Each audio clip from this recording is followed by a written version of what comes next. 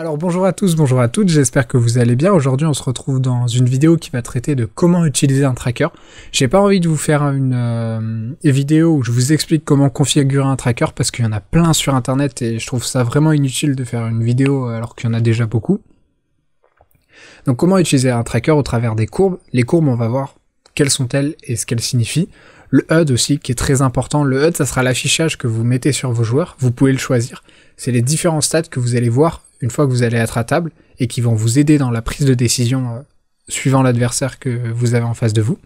Ensuite, nous avons l'étude du jeu. L'étude du jeu via le tracker, c'est pour moi la plus importante, parce qu'elle va vous aider à savoir vos leaks, c'est-à-dire un peu vos faiblesses, qu'est-ce qui fait que vous êtes perdant avec cette main, etc. Et tout ça, vous allez pouvoir apprendre à apprendre via cette vidéo. Donc on va commencer de suite par voir les courbes, à commencer par la courbe de gain net. Voilà, c'est la première courbe que vous avez sur votre tracker, c'est-à-dire combien vous avez gagné sur l'éventail de main donné. L'éventail de main étant en bas et les gains étant à droite. C'est la courbe pour moi qui est la moins importante, parce qu'elle va vous donner, certes vous avez gagné, mais vous avez très bien pu avoir énormément de chance sur le court terme, parce que 20 000 mains c'est quand même très court, ou à l'inverse vous pouvez très bien avoir peu de chance et gagner très peu. On va voir la deuxième courbe qui pour moi est la plus importante.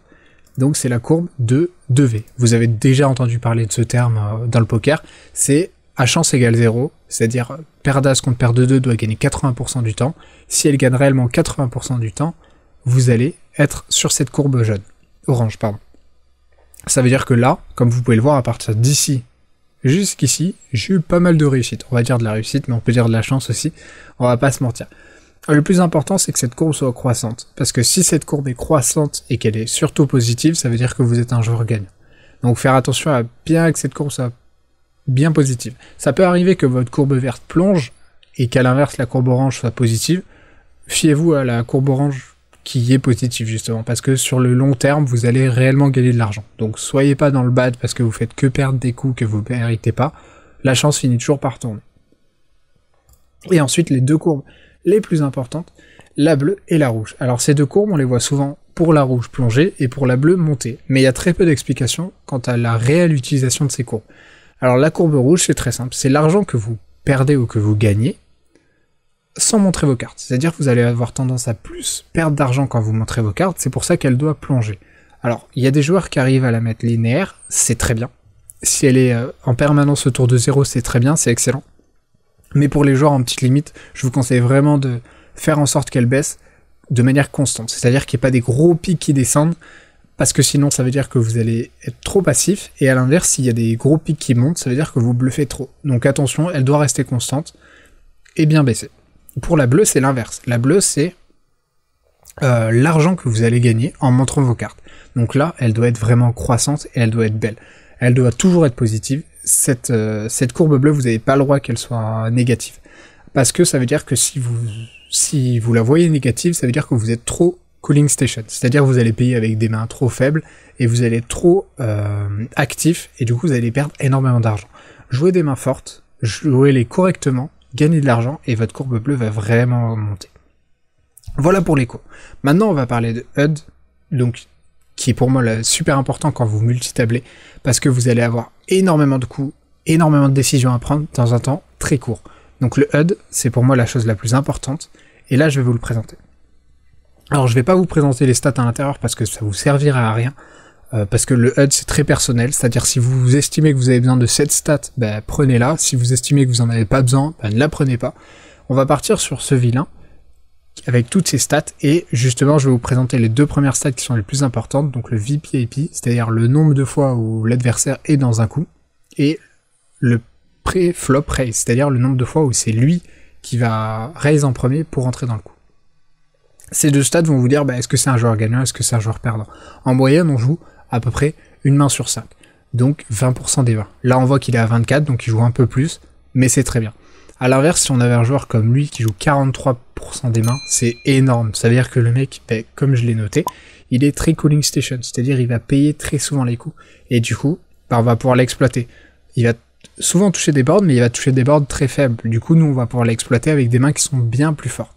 Voilà pour le HUD. Donc ça, c'est super intéressant quand vous allez jouer sur plein de tables, parce que vous allez pouvoir regarder, ok, je suis contre lui, il joue comme ça, et du coup, je peux en déduire ça. Et du coup, bah vous prenez des décisions plus faciles et plus efficaces. Si vous savez que le mec post-flop ne vous check raise jamais avec moins bien que brelan, mais qu'est-ce que vous allez faire à coller top pair? Ça sert à rien.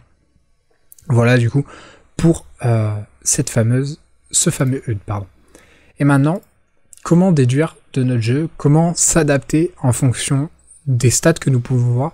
Eh bien c'est très simple, vous allez regarder dans ce petit carré ici qui est en résultat en espèces par mise. Alors évidemment je vous montre avec Hold'em Manager 3, Hold'em Manager 2 ça y ressemble mais c'est pas tout à fait au même endroit, et pour les autres trackers c'est exactement le même endroit mais c'est un chemin différent. Pour moi l'adaptation elle se situe ici. Alors là on est que sur 1000 mains, on va se mettre sur plus de mains, on va se mettre sur 10 000, oui. Et on va voir un peu plus de cohérence dans l'argent que j'ai gagné et avec quelle main. Vous avez vos ranges, il va falloir que vous les étudiez en fonction de ces stats-là. Admettons que je joue 6 et 3 suités en permanence, c'est-à-dire toutes les mains je joue 6 et 3 suités. Si je vois que je perds de l'argent, comme c'est le cas ici, même si je perds peu, parce que je perds que 11 bébés, ce qui est pas beaucoup, même si je perds peu, c'est quand même une main avec laquelle je perds de l'argent. Donc je vais soit arrêter de la jouer, soit la jouer différemment.